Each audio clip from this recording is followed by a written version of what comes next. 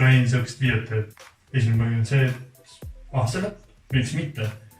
Et lõpetada aastalt siukse huvitava teemaga. Kui keegi ei usu, et tegemist on piimavanniga, siis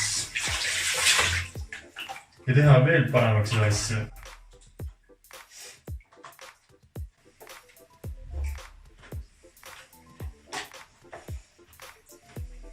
Igatahes see aasta on olnud selline pöörane nii-öelda. Iski minu jaoks.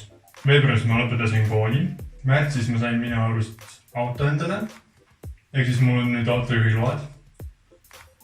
See suvi ma kandideerisin uuesti kooli. Ja kui te arvate, et see on praegu tõrve, siis ma enne seda puhastasin seda.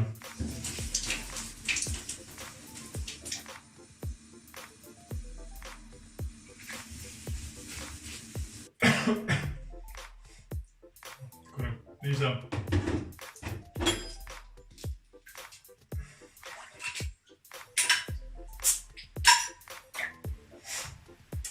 Nüüd aastat siis midagi muud me ei oskagi öelda, kui nautige seda pöörast elud, mis on teile antud. Katsetage, proovige, tehke nagu asju, mis tunduvad teist absurdsed, nagu näiteks piimavannis õlut ja siia müsli.